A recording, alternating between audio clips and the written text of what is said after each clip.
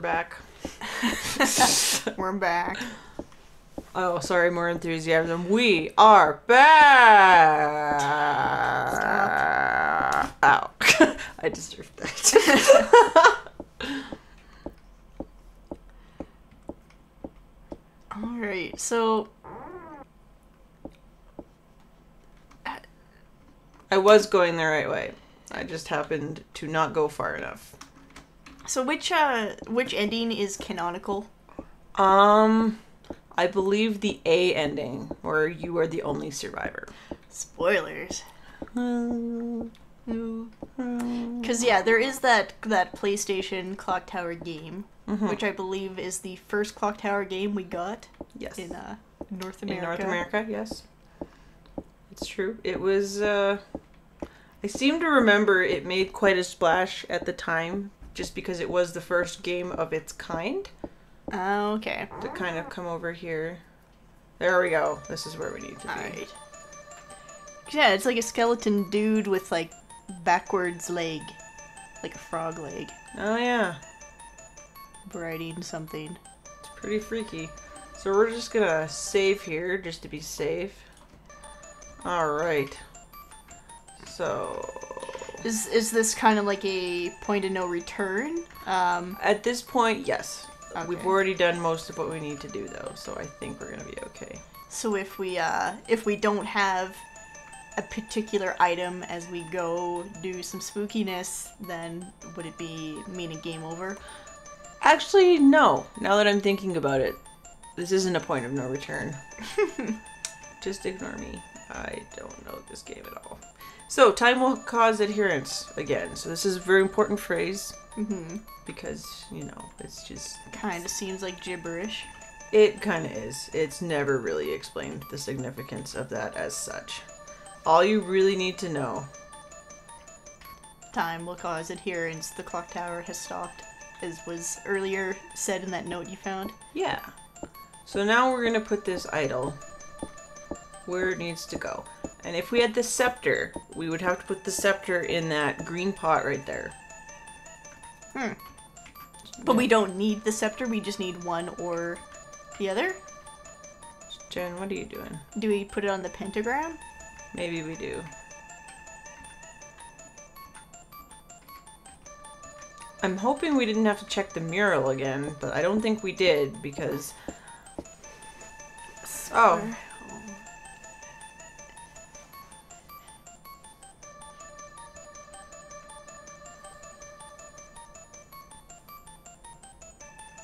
Cool, so do you want to, like, put the idol? Do you want to do something, man?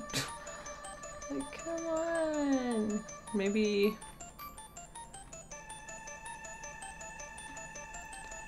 Maybe I didn't check what I was supposed to. Event flags. No, she's now she's cool with it. Oh, okay. Whatever, Jen. So maybe we needed to investigate the pentagram first. It's possible. So now we can go. See, and it's just kind of weird that you have, I mean, if we did have to investigate the pentagram at first, that we have some puzzles where you don't need to investigate something first to know that you have to use another item on it. Like with the insecticide thing. Yeah. You know, if we had opened it and then had to close it, and then we were like, now we can pick up the insecticide. Yeah. Because it's just kind of weird to kind of waffle between both. Yeah, it's definitely strange. Like, there are so many ways this gameplay could have been improved. And yet, all things considered, I think they did a good job. It's got good atmosphere, kind of an intriguing story. Who is that? Who even knows? It's kind of, I don't know what this noise is supposed to be. It's like, almost like a grumbling stomach. Okay, so what you've got here is you are hearing the dog. Oh, okay. And if you try the to dog's go... snoring? He's growling. Oh.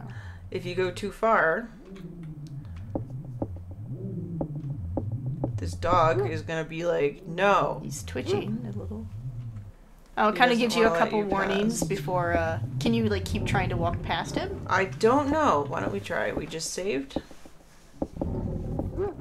No, I think Jen is just like, oh, it just stops you? Fucking crazy. Oh. Why isn't that an instant death? It really should be. Alright, so what we're gonna do Miss Mary's perfume. We're gonna just sit down. I forget. I think we have to get to this point. Yeah, now I can use this. So you use her perfume to trick the dog. The dog has no object permanence. Nope, not even a little. And then we're going to put on the robe. Now, to the dog, we are Miss Mary. I mean, I kind of like this puzzle, in a way. It's pretty cute. Just immediately shed. She's just like, no, I'm good now. And I think, actually, maybe at this point, this is the point of no return. Okay. So now, we can either go in here, but since we want the good ending, we're going to go past a little farther to where we see our good friend Lot. Oh, no! Poor Lot, she's been sacrificed. Well... At least you get to have one last conversation. So if you went in that doorway, would there still be a chance of her showing up alive? No. Oh. Lot dies in every single playthrough. Aww. She's the only friend who cannot survive. Which sucks because if you look in the supplemental material, this is Jennifer's best friend. Aww. Too good for this sinful earth. And Lot always dies helping you out somehow. Is she holding... What is that, like, lump on her? Is that supposed to be her boob? I think that's her breasts, yes. Oh, that is some weird perspective going on. I It don't is think a we should be able to weird-ass see angle. like both of them at that angle. Hey, boobs and It's butt. kind of ruined the butts. moment. She's dying. Why would we want to see them so detailed like that? Sexy pose. I guess. Alright, forward march. Well, I guess once we figure this shit out, we'll maybe send someone down here to collect your body, Your but corpse. probably not. So she let us know about the switches in the clock tower, which is pretty important. Oh, okay. So I guess we always have to be told of the clock tower switches, maybe, and that's the reason why she has to die. Or, no, I guess not that she has to die, but that she's always going to have to be there. Yep, that's the only way you can get the good endings, because she has to tell you about those. So we're just going to poke our heads in here. I don't remember if this is the right way to go. This might be the wrong way, actually. Yeah, an elevator. We're not supposed to be going here yet. And we can't yet. Oh. It's like, no there, honey. You got some plot to look at. Who built this elevator into this, like, the bottom of a cavern? Who built the underground cavern? Like, just the way to descend and stuff. Yeah, because, like, this cavern might be naturally formed, but that elevator, you're gonna have to hire someone to build an elevator down to your spooky, satanic cavern. And presumably you sacrifice them after, because that's just how it's done. Yep. It's gotta be a bitch getting workmen in here. Yeah, well, you always just have to kill them after to protect your secrets.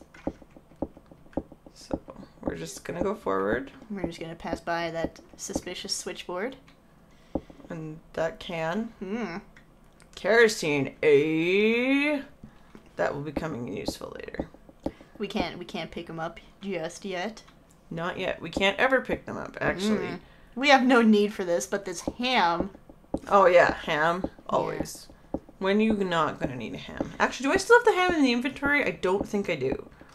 Oh, Someone ate my ham. Oh. Or else I died. Oh, do you know what? I think we picked up the ham on our way to the car ending. Oh. So we had a ham for our car. Oh, I'm sad now. We don't have the ham to... The police, Jennifer saves the day and the police come to take her away and they just find her with this ham on her person. They're like, well, did you steal this ham? I guess it's yours. I know you've been through a lot, but... Why do you need all this ham? And then she goes to jail for stealing from people. Oh, our justice system at work. Well, does this take place in America? Or is this... No, it's in Europe. Oh, okay. Right, because I think the PlayStation game, they're in Norway or something? Yeah, they moved to Norway. Oh, okay. I don't think, at least if I'm remembering properly, I think they're in... I can't remember for the life of me. Either way, it's someplace in Europe. So now, you noticed I saved. That's because we are at a pivotal point in our moment. Oh, what the hell's behind that curtain? Shit. As we've seen in our Let's Play here, opening up curtains has not proved terribly well for Jennifer. But, you know what? Third time's a charm. There's probably something amazing behind here. like It's all of kittens Jennifer's or- dead friends, and this is just a whole big prank. I'm just gonna say happy birthday. Oh shit. Nope, it's a morbidly Tumorous obese baby. living tumor. Yeah, So this is, of course, I think his name is Danny, who this is Bobby's, Dan. Yes. Bobby's twin brother. Press all the buttons. And we're in some deep shit here. If you've noticed, there is a hungry baby. Come on, Jen. Come on, Look Jen. both ways before crossing the stream. Now we're gonna hit the panic button. Do you have To do nothing. Okay, there we go. And So- she automatically is going to slip. Oh man, that would be infuriating because if you're playing this game, you might just assume, oh shit, I'm not pressing fast enough. And if you... Exactly. And you can die horribly, but... Oh, Apparently... he's made of fire. Yeah. Apparently, if you just hit someone with a can of kerosene, they'll explode. So keep that in mind, kids. Well, he must have been like... He just disappears into nothing. Fuck. Yep. That's terrible. They don't even like... And now everything is an earthquake. Just everything. So now we're gonna go and use this elevator because that's all we can do. And we're gonna save because I think there are ways you can die here. There's like not even like a corpse left behind. He just burst into flames and was just immediately vaporized. Yep. Like, I don't know. I think that's kind of lazy. It's a bit lazy. Let's be honest. But I mean, there's also a whole bunch of... I think there were laws on what you could and could not show. Oh, and So... they weren't able to show the... Yeah, if you've noticed, there's not very much blood in this game in the slightest. I think there's maybe 1 or 2 parts where we actually see blood. So I think we have to select a floor here. Mm-hmm. Yes, we do. And obviously, if we choose the wrong one, we'll probably get killed. I think we choose 3. I can't remember, so let's just That check it vent out. looks suspicious. It's not the greatest vent, for sure. Be a good vent to bust into if you were evil. Only if you were evil, though. Just okay. We're alright. We got to the in time, but there's a dude behind us, for sure. Shit. He's just like, So- yeah. How come Bobby is relatively normal-ish? Like, his face looks like he has some sort of deformity, and obviously there's some mental stuff, but, like, why is Danny a big tumor baby? I don't know. Suck up all the... Maybe he just ate more. So now we're turning on the clock tower, And we're just gonna sit. because that is going to cause Bobby to just have the worst night of his life. Oh, and...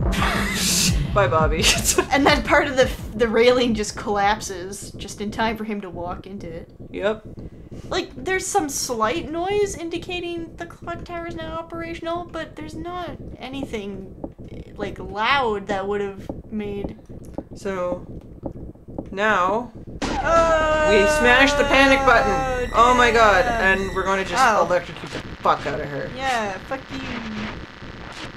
We can't have Jennifer actually willingly kill her, I guess. It has to be all by accident. Well, that way she's... And even though she's just like, okay, bye. Just... or Jennifer just, whatever. like, yeah, she just kind of Just like- pieced out. Alright, so we did not get the S ending. Because if we got the S ending...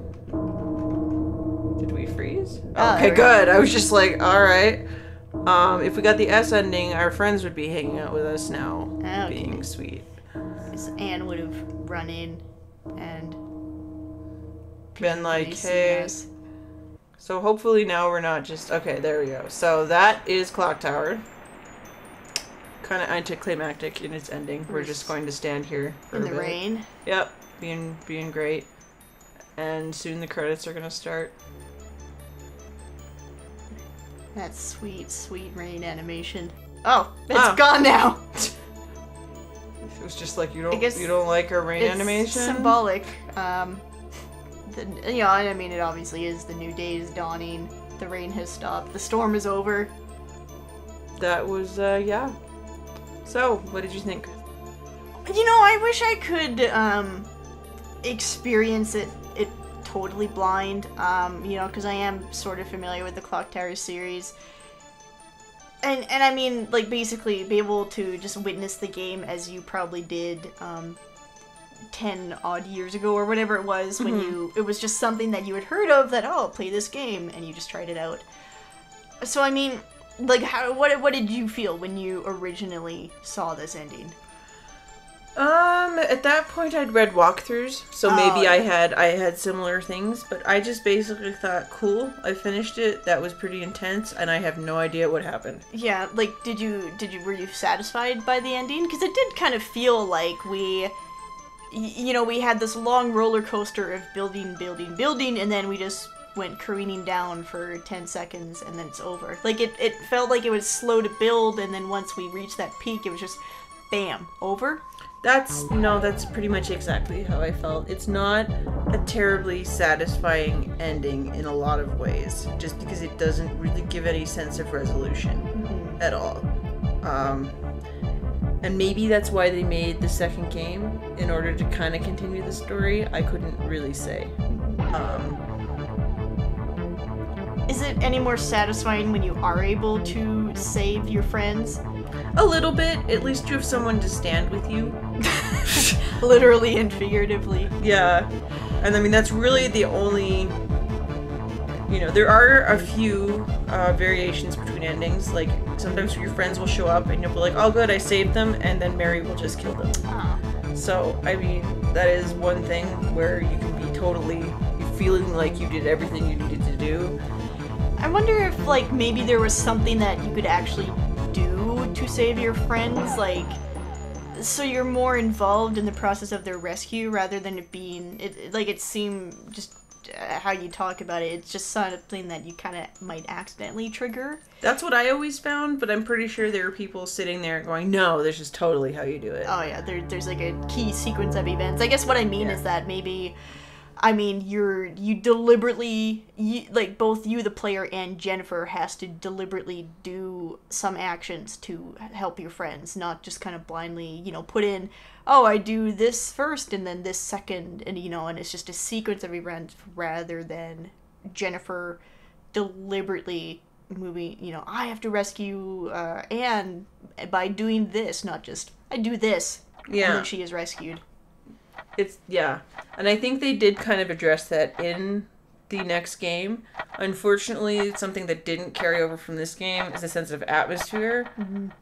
And I mean, there are some very freaky moments in the next game, for sure, but it's not the same. Like, it almost feels silly at points. Let's just check out what ending we ended up getting. And I'm going to assume it's probably A or B. It's kind of handy that you can... Okay, I actually don't know because I already started on this game. Sorry, guys. Well. Failure. Well, any final thoughts? Well, actually, instead of final thoughts, we're going to see what happens when we pick other elevator spots. Oh, okay. Yeah, and then I will final thought it. Okay. Don't rush my final thoughts. You got me, princess. That's right. Excuse me. And maybe things won't happen, but it's worth looking into. I'm pretty sure you can get a few endings this way. Or even, I guess, see... I mean, it seems kind of a bit of a crapshoot whether some endings are just the screen coming up with dead end or if there's actually more to it, Let's pick the second floor this time. One thing that I like to think about is if you were just playing this on the SNES, you don't have the advantage of save states. Oh, yeah. So if you make a wrong choice, you're screwed. Well, and I mean, see, and that's the kind of thing that it's almost like, is it like, does it make the experience better, or not even better, but more interesting? Or is it just more annoying if you screw up, like you've played through the entire game and now here's Miss Mary and she's gonna mess us up. So is it more, I guess it does give your actions more weight, because when you screw up, you screw up. But... Yeah. You screw up pretty bad. And, here you don't even get the option of panicking. You were... Oh, wait, yes you do. Yes you do. Oh, I lied. Oh. I lied. And presumably we can try and escape. Oh, and I think I hear, Scissor Man with his clicking and clacking. Yeah. Bobby! No, this is interesting. I don't remember doing this before. So, I guess this is because I know we've mentioned their names throughout the LP, but This is the first time that you actually... that you hear. Oh. Oh, go. Come on, Jen. You gotta move faster. There's a lady with a knife. And again, I have to comment that Bobby and Dan are not the most threatening names. No. She's gonna hang out, I guess. Yeah, she just don't care. So here we go. This is definitely a different ending. One I can't remember. Panic! Oh, panic button, panic button. Oh, come on, yeah! We are totally gonna kill her. Bitch. She did. Like the way of many a Disney villain. So I guess, yeah, we're kind of doing it backwards this time. We are. And now we're just like, shit. And that's the glitch I was talking about where she goes orange. Entirely. But she seems to be okay. She's doing the switches that she needed to because we talked a lot. Yeah. And this is where stuff can get, if you miss something, like maybe she wouldn't hit those switches, maybe you would just die hideously, like there's lots of variables here. So I'm assuming this is either the D or C ending. I hear the clock tower ringing. And I believe from here the ending just proceeds as it had before. Yeah, because I assume that if Anne or, whoever was left was going to appear, they would have done so by now. Yep. So if we see her standing out there, I'm just going to load, we're going to pick the last floor, and then that'll be it.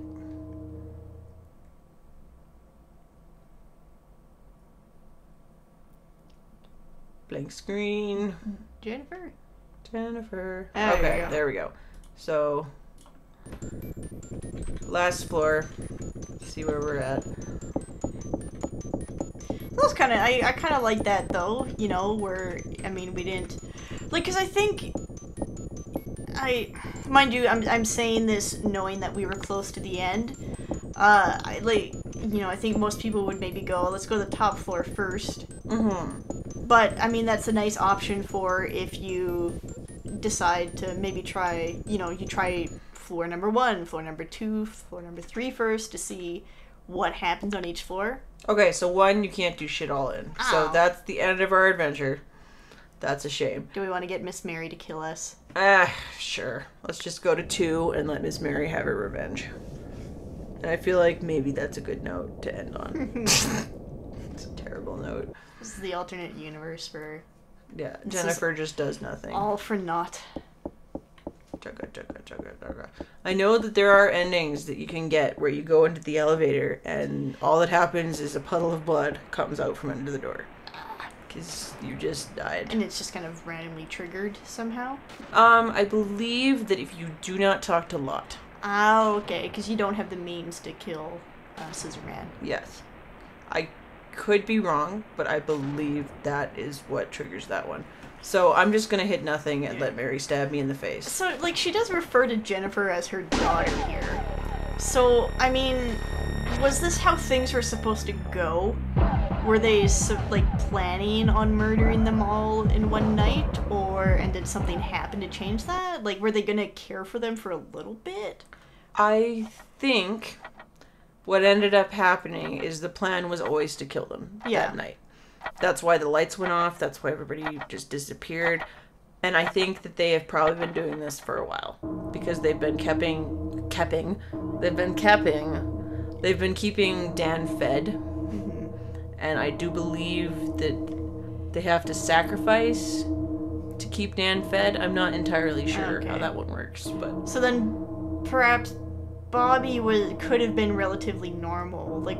Dan obviously has some weird shit going on, but maybe Bobby is more more physically normal. Yeah.